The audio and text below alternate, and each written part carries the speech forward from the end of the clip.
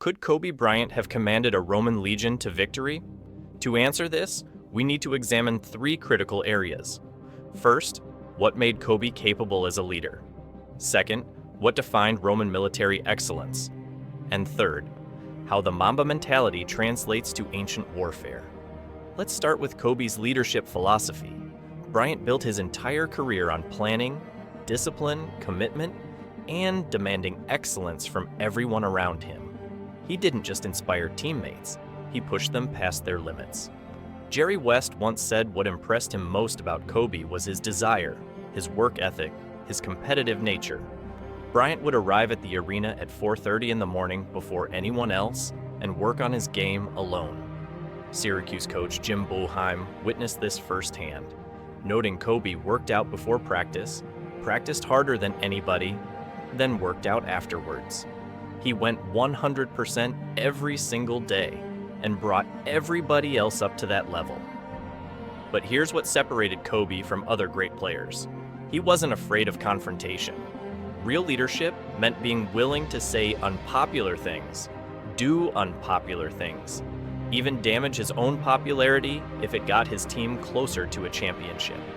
He'd yell during practice, call out players who weren't working hard enough, and hold everyone to the same impossible standard he set for himself.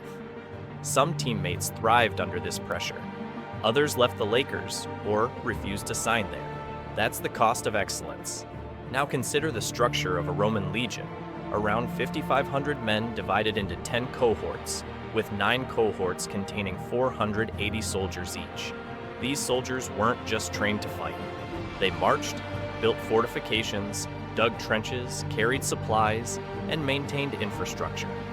A legionary on the march could carry between 3 and 14 days worth of rations, plus a saw, wicker basket, rope, shovel, water skin, sickle, and pickaxe. They called them Marius's mules for a reason.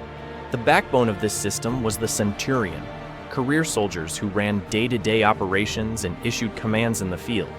They moved up from the ranks and maintained discipline through harsh methods when necessary. Sound familiar? That confrontational, demanding style mirrors exactly how Kobe operated. Both systems required subordinates to meet exacting standards through relentless preparation. What made Roman legions devastatingly effective was their emphasis on order and strategy. While other armies had troops rush wildly at enemies, Romans realized they couldn't always rely on superior numbers. They turned to systematic organization instead. The legion possessed shock and firepower through short swords and javelins. Short weapons allowed individual soldiers to turn and change direction quickly.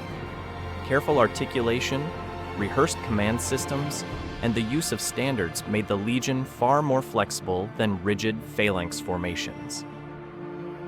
This is where things get interesting.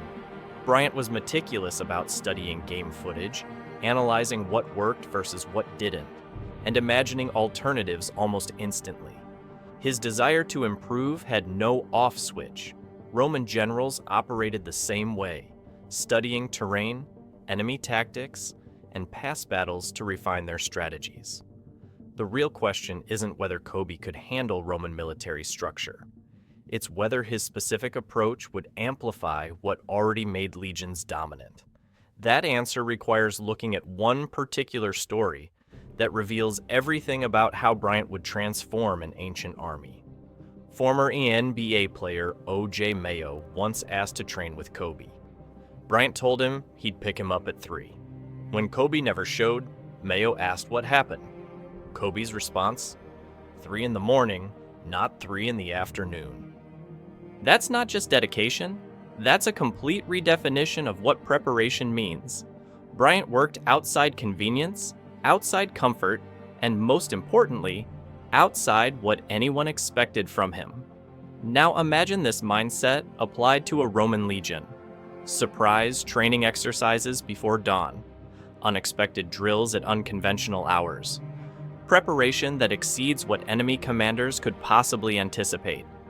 Julius Caesar was famous for exactly this approach, marching farther and faster than enemies thought possible, constructing fortifications in record time, maintaining readiness when conventional wisdom demanded rest.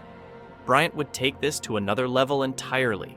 His legion wouldn't just train before dawn, they'd master formations and combat techniques beyond standard requirements.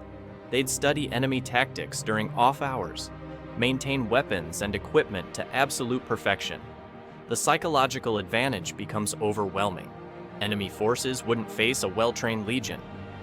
They'd face an obsessively prepared war machine where every soldier was conditioned to Bryant's relentless standards, and every tactical scenario had been rehearsed until execution became pure instinct. But preparation only matters if you can adapt when things go wrong. Consider how Kobe handled losses. He'd watch defeats repeatedly, studying competition with enough humility to own his mistakes and avoid them in the future. He made a point to play hard against Kevin Garnett specifically to show both teams he wasn't intimidated. That's psychological warfare disguised as basketball. Picture Bryant as a Roman general after his legion gets outmaneuvered by Germanic tribes in dense forest. Marcus Licinius Crassus suffered a disastrous defeat at Carrhae in 53 BC, when Eastern light cavalry exploited the legion's limitations. Most commanders would blame terrain or enemy tactics. Bryant would obsessively review the engagement. Why were scouts positioned incorrectly? Which formations proved vulnerable? How did the enemy exploit weaknesses? What signals got misunderstood? Phil Jackson once worried young Kobe would put personal glory above team success. But Jackson taught him that collective discipline was the only path to championships. From then on, Kobe subordinated ego to effectiveness. That's exactly what a Roman general needs. The willingness to abandon doctrine when tactics demand adaptation. Bryant would drill his centuries endlessly on modified formations for forest combat. Develop new hand signals for reduced visibility.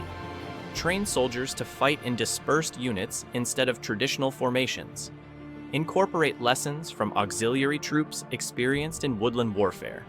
His preparation would border on obsessive, ensuring the next encounter would end differently through pure repetition and refined strategy.